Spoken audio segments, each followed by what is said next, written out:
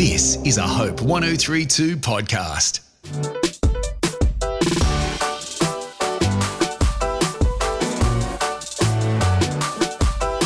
Hello, welcome to the Undistracted podcast. I'm your host, Laura Bennett, and this is the show where we learn from our guests how to be better at building our lives with intention around our passions, our purpose, and dealing with some of the stuff that can get in the way of it.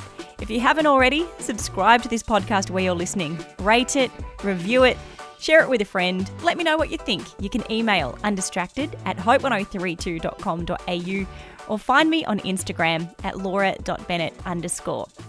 Our guest today is author, journalist and editor Ben McKelvey. Ben's books have won the Australian Independent Book Award for Non-Fiction, an Australian Book Industry Award and the NIB Military History Prize. He's been the editor of Mr. Jones, Sports and Style and Juice magazines and worked at the Sydney Morning Herald as a senior feature writer. As a freelance writer, Ben has been embedded with the ADF in East Timor and Iraq and has worked independently in Iran, Syria and Afghanistan. Having written extensively about other people's stories, Ben's now turned his attention to his own. In A Scar is Also Skin, a memoir of stroke, heart attack and remaking. Until Ben was 27, he didn't spend too much time thinking about his brain or trauma. He was fit, carefree and happy, working as a magazine journalist, writing listicles and doing celebrity junket interviews. Then one day at the gym, he suffered a stroke. Ben's stroke was followed a few years later by a startling heart attack, and on his unsteady path to recovery, he started to question everything about his life. He wondered what makes us who we are, and what role family, fate, and physiology plays. Let's thank Ben for joining us.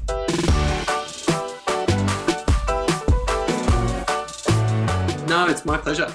You've written a lot of other people's stories. This is the first time you're kind of opening up your own. Why did you want to do that? Well, I mean, it was something that I was considering doing for a long time. And I actually have been considering it for so long. The initial title of the book was going to be Young Man, and then I got older. But it was the first attempt at writing a book, this book actually. And this is my 9th or 10th book. I had conversations with a publisher more than 10 years ago about writing this book.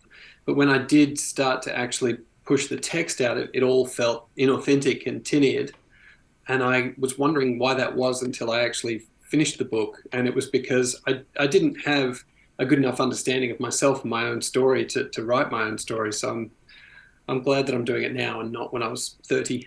Yeah. Well, it's a big story and so much of it hadn't happened yet. You were 27 when you had the stroke, and then we know you ended up having a heart attack and many other life experiences beyond that, of course. But take us back to when you were 27 and you had that stroke. What happened? Well, I was at the gym. I was on my lunch hour from the magazine job that I was working at the time. I was features editor at a magazine called Ralph Magazine, which was, kind of a lad's, slightly salacious mass market magazine. And I went to the gym and, pretty much every day I'd go to the gym and the other guys from the magazine would go to the gym and they'd, do something. And I was going through a boxing phase. And I was punching the heavy bag when I started to have these butterflies in my eyes. And I thought that was a little bit strange. And this song was bouncing along, and it was California Love by Tupac, which is a song I knew really well and was sort of like boxing and rapping along with the song. And then all of a sudden I didn't know any of the words to the song.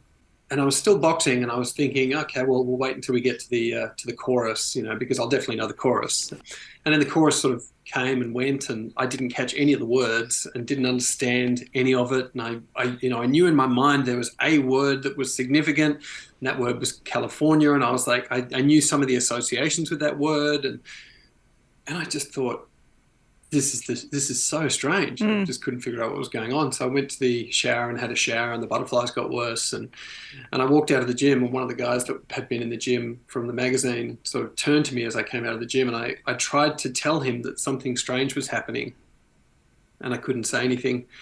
And I saw in his face this real fear. I mean, the fear hadn't come to me yet, but he was like, what has happened to this guy? And then just tears started streaming out of my face, and I couldn't actually identify what the feeling was. I wouldn't have been able to say what the feeling was, but I had these sort of strong feelings, and this strong feeling of like missing out and being disconnected just washed over me. And then that was the start of the stroke. Was that hard seeing the impact of something you were going through on somebody else? Like, it was almost as difficult as what you were facing, realizing that it was impacting somebody else in that way? Yeah, I'd like to think that it was sort of that compassionate, but it wasn't about his impact. It was more about me recognizing just how serious this was. We're sort of in our own heads, and we're kind of like, we have a choice at all times to catastrophize or to think about the better version of what's actually happening. And I wasn't catastrophizing because I just was in this sort of like mind state of confusion. I was just sort of like, oh, this is all very, very strange. And it was only when I actually started to try to talk or started to try to understand what people were saying, that I realized that, this profound brain damage had set in.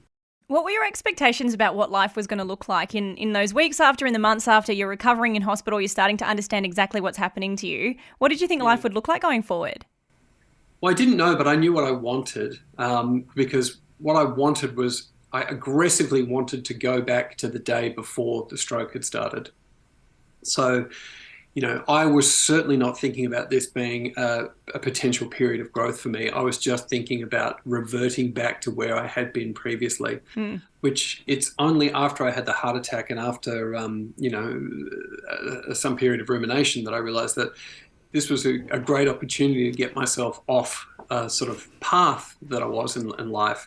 But I just wanted to go step by step by step just to be back to where I was before the stroke started. That's all I wanted. I wanted to be the same person, but I wasn't the same person. My mind had changed, my brain had changed. The experiences that I'd had were so profoundly different to all the ones that I'd had previously. My life had to change, but I refused that. I refused this call. But as far as an expectation goes, there were fears and hopes, and that was it. What did you want life to look like? Like, why did you think you wanted it to go back to the path that you were already on? I think probably comfort. I mean, if you are going to change your life, then you're going to have to pick out all the scabs that you had. It's almost like a golf swing. You can have your golf swing and you can kind of go okay, and if you want to get better, you're going to have to break your swing and go backwards and be worse before you can get better. And I was very bad at that. I was very bad at going backwards and accepting blame and, recognizing my own faults and all those sorts of things that I would have had to have done. And also recognizing my own limitations, especially after the stroke. I didn't want to acknowledge my limitations. I didn't want to acknowledge that, even months and years afterwards, there'd be times where I'd lose track of what I was doing or what I was saying, and that there would be words that would just stop me cold as I was saying them. And that's something that still happens to me now, especially when I'm tired. And I didn't want to accept that. I didn't want to accept that that was the case, despite the fact that there's nothing to be embarrassed about. It was just part of life's journey. It became a big process, and the word neuroplasticity started to become quite important to you. What does that mean? Well, neuroplasticity is really interesting because it's obviously, we sort of pathologize something and we assume that it's a process, but it's lots and lots of different processes. And neuroplasticity isn't something that only applies to someone who's had brain damage like me, or if somebody's had a head injury or whatever it is.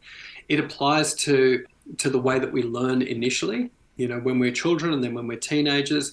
It applies to the way that we keep our sense of self as our brain sort of starts to lose its flexibility when we get older, and our brain volume actually decreases when we get older as well. But we can do the same things that we did previously, and we can still learn, and we are still the people that we were previously because of neuroplasticity. So neuroplasticity is basically the process in which our brain creates brain states.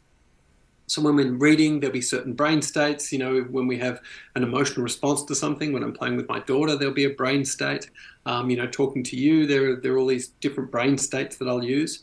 And we will lose some of the connectivity in our brain, and we'll lose some of the tissue in our brain, or it'll change as we get older or as we have damage. But neuroplasticity is the process in which new brain states emerge so we can do the things that we want to do, and our brain to react in the way that we want it to react. When did you really start to appreciate the power of neuroplasticity in your own circumstance? Not until much later, and I think it was because I had that, that response that I just wanted to go back to the reversion. I didn't want to pathologize myself. I didn't want to acknowledge that there was a medical issue. I didn't want to acknowledge that there was a neurological issue, or that there was actually physical differences in my brain after the stroke, or physical differences in my brain for other people. And there was a part of the brain that was and is still affected. So it was really only later on. I mean, this incredible thing happened in my brain that was recognized in an MRI, in an fMRI, where they showed after the stroke the damage, and you could see, where all the damage was and where there wasn't activity in the brain. Then later on, you can see more activity in not the areas that there had been damage, but areas that were sort of dormant and hadn't been used previously. And so, the brain states that are required for reading were used in different parts of my brain to other people.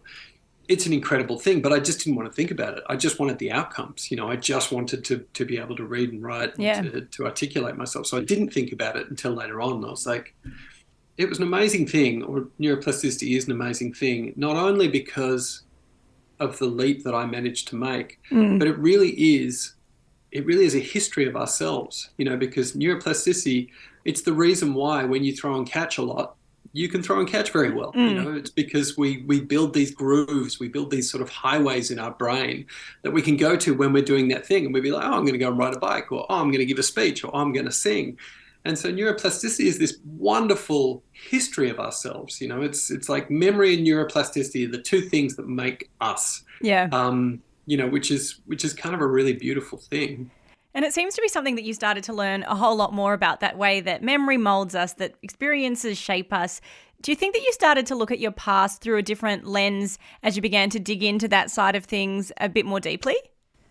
I did, but it wasn't me investigating myself, which is something that I sort of try and articulate in my book.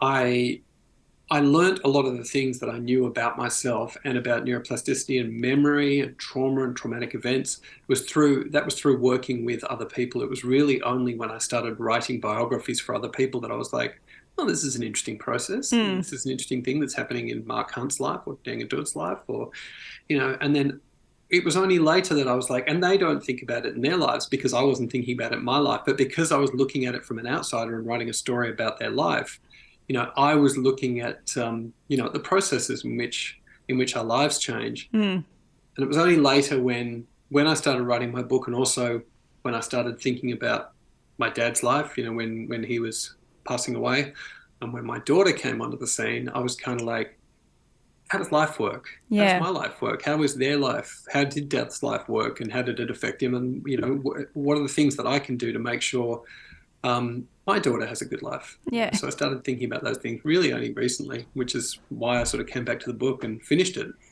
And you seem a little bit conflicted at times how to process your dad's life, because on one hand, he's the guy that uprooted your entire family when the majority of you didn't want to move. And then he's this really tender-hearted father who's struggling to see his son in pain.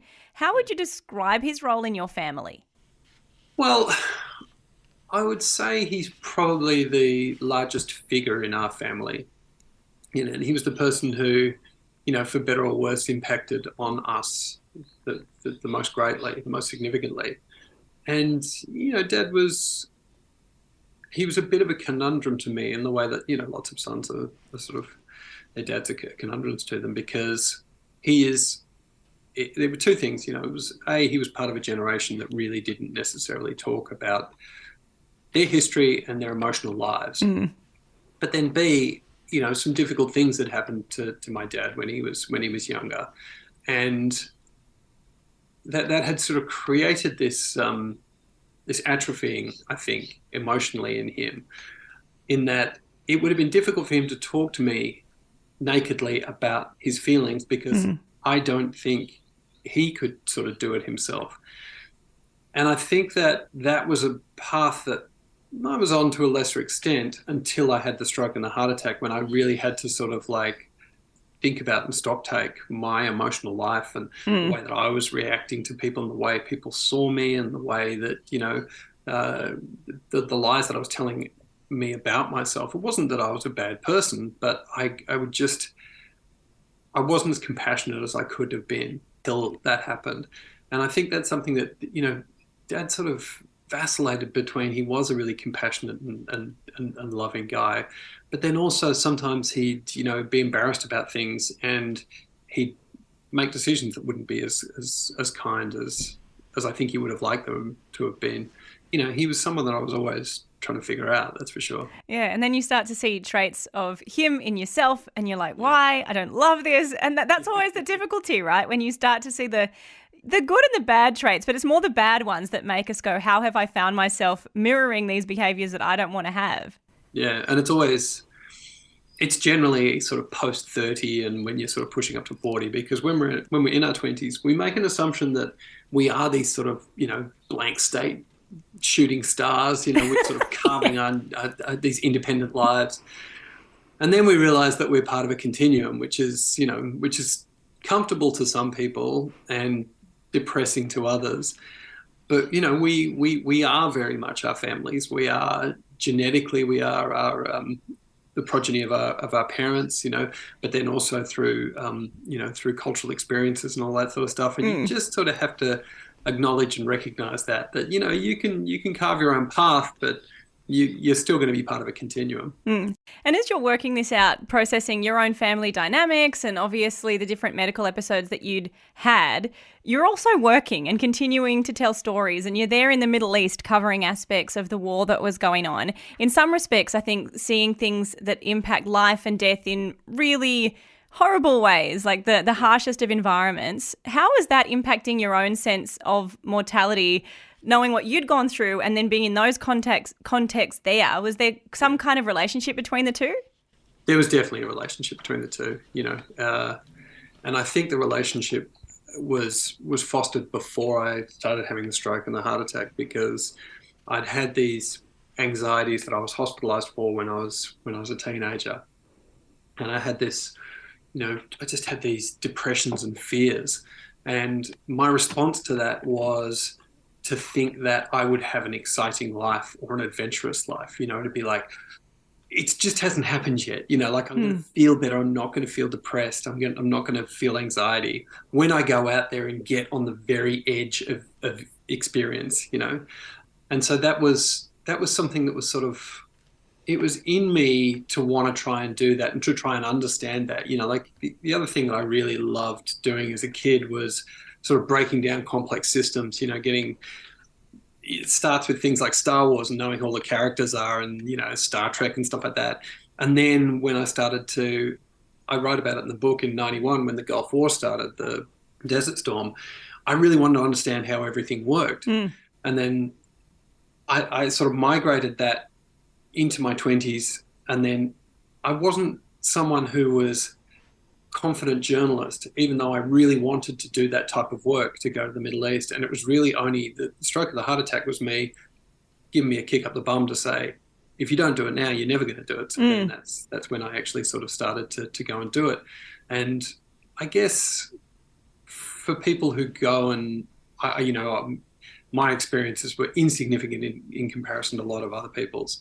But people who do that a lot, and these are people that I've spent time with, there is an addiction to that, because I think if you're a writer, if you're a journalist, you get to paint in the boldest colours when you're in those circumstances, and it does become a bit of an addiction. So the depression and anxiety is something that I have experienced all through my life, and running off to go and have a big adventure, it does work. Yeah. It does make you feel better.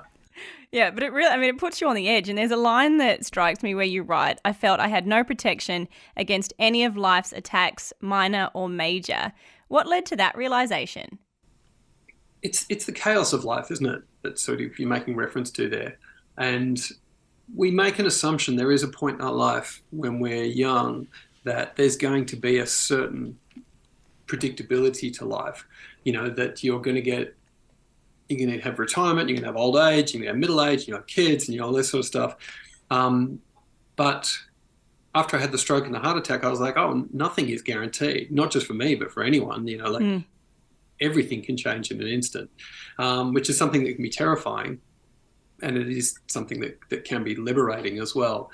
But it's something that you need to reconcile with. It's something that you don't want to be surprised by.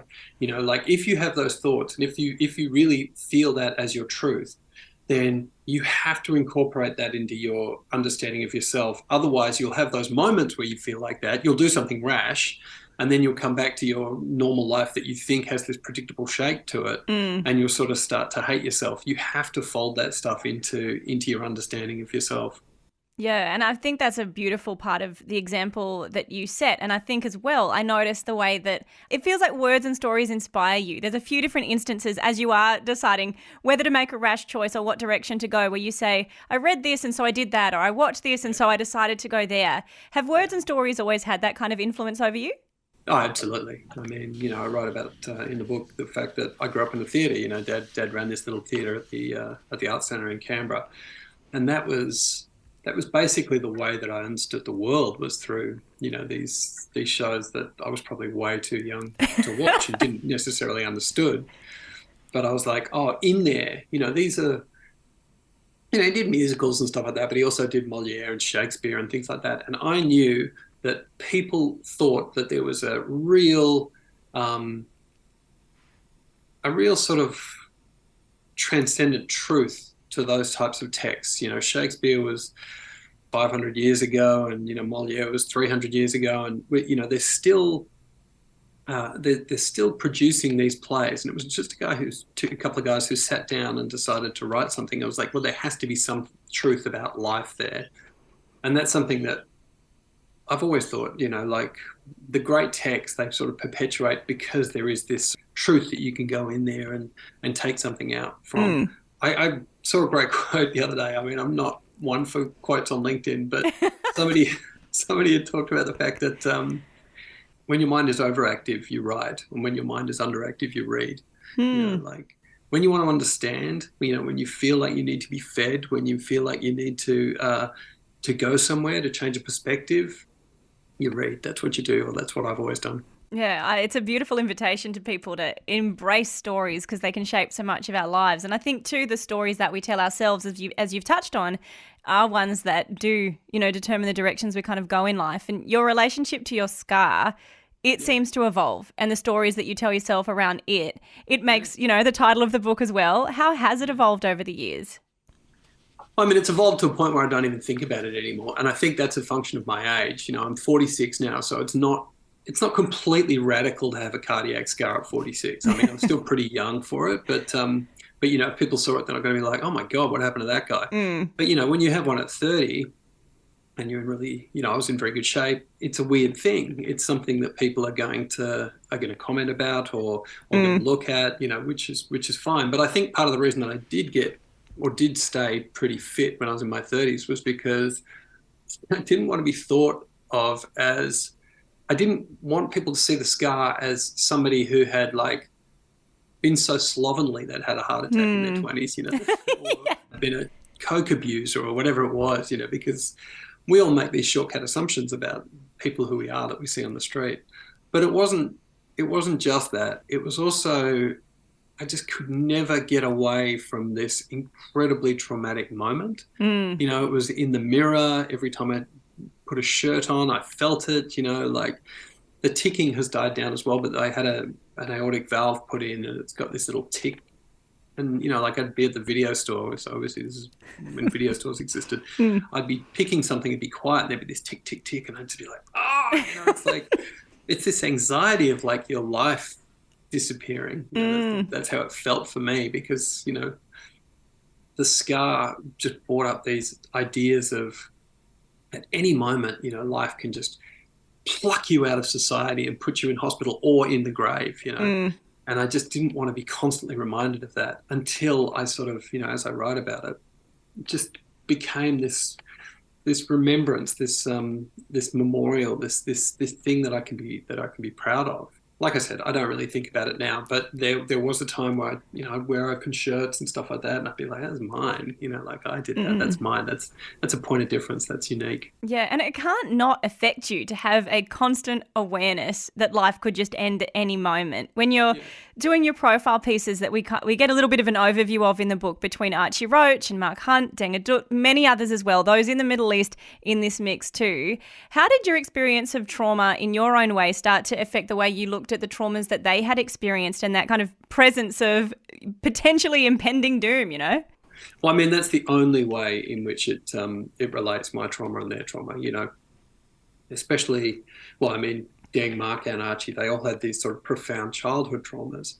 Deng, his trauma was the fact that he was taken as a child soldier from his village at age 7 and fought in the Sudanese People's Liberation Army and the war there. Archie was part of the stolen generations, so, he was taken at 5, I think, from his parents. And Mark lived in a house where there was profound physical and sexual abuse. So those traumas were very different to mine. But the one thing that I could relate to them, and, I wrote those books relatively recently or relatively close to when I had my heart surgeries, was that I had this feeling of being very, very close to death, which is, trauma is a little bit like that, but all 3 of those men had sort of death-defying experiences also. They had become very, very close to death, and it had been a sort of liberation to them. It sort of helped them be able to do the things that they could do. Archie is an incredible singer-songwriter. Deng is a lawyer and an advocate, and Mark as a fighter, as a kickboxer and UFC fighter. So they wouldn't have been able to do those things unless they had that relationship with death and also had those traumas as children. So I couldn't meet them exactly where they had been, but at least I could understand it a little bit. And I think what's more significant is that they could understand that I saw it, that they could understand that I had been, not all the way, but I had been there, like I'd been somewhere, rather than just me being this impartial observer. I had some of the experience. Yeah, it's an ability as a writer to empathize and actually seem like, while you're not in their situation, you can go, I hear you and I see you. Yeah.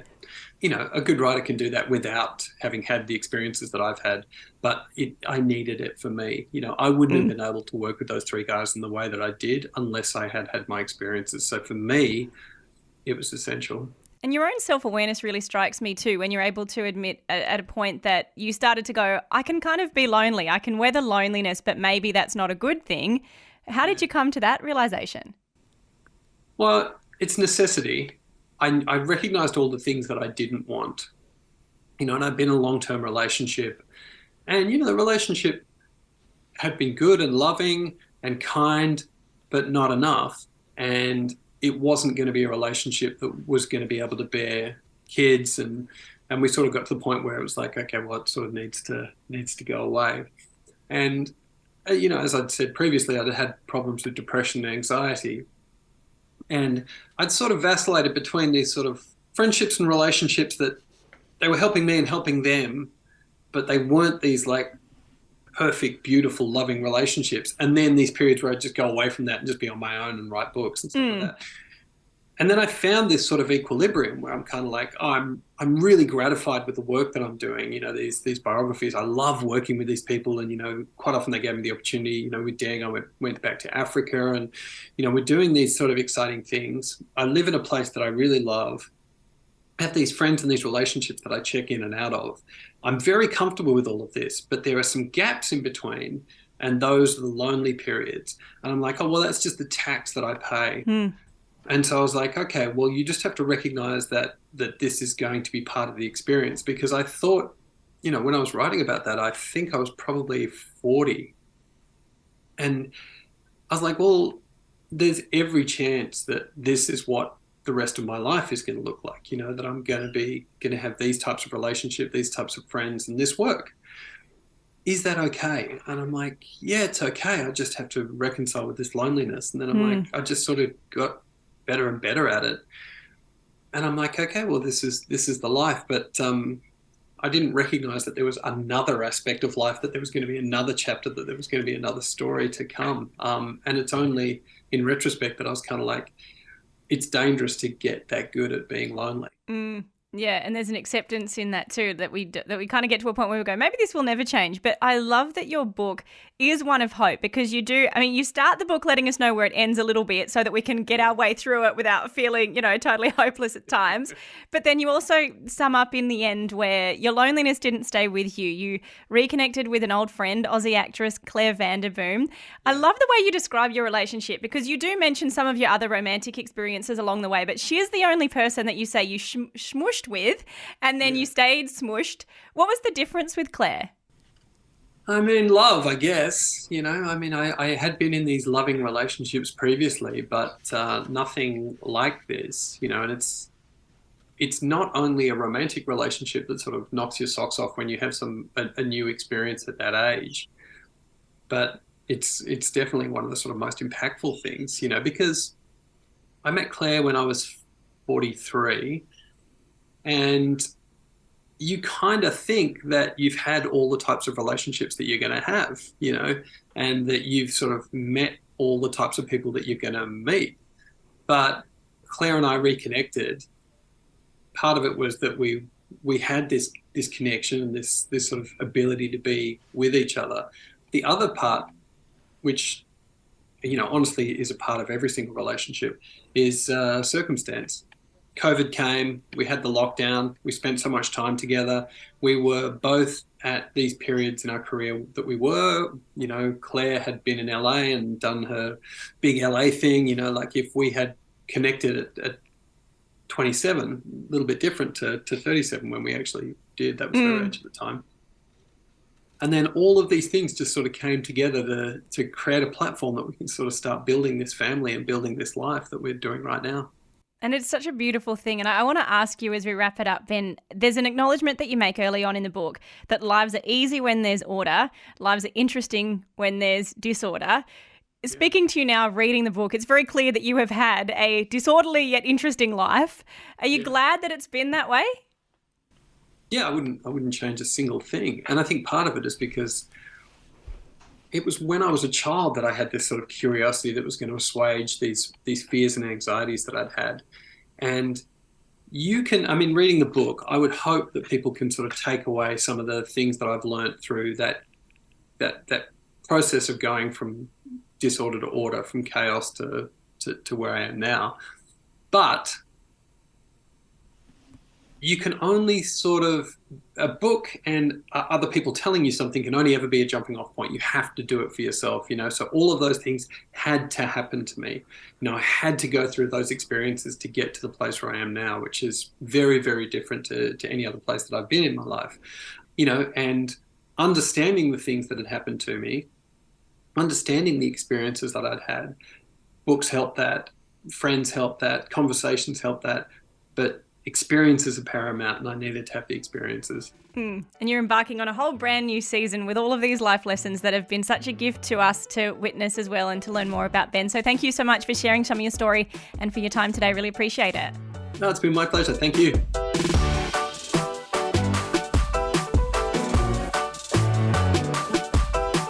Ben McKelvey, author of A Scar Is Also Skin, along with so many other books that give us a great insight into his skill as a writer, the way that he engages with people, but this time around, sharing a little more of himself. I encourage you to check it out. It's truly a fantastic read, challenging, hopeful in there as well. I hope you enjoyed today's conversation. You can let me know what you think. Email undistracted@hope1032.com.au. Find me on Instagram at laura.bennett_.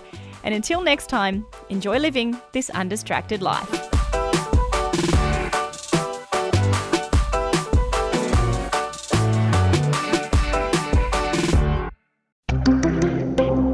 This is a Hope 1032 production. Thanks for listening.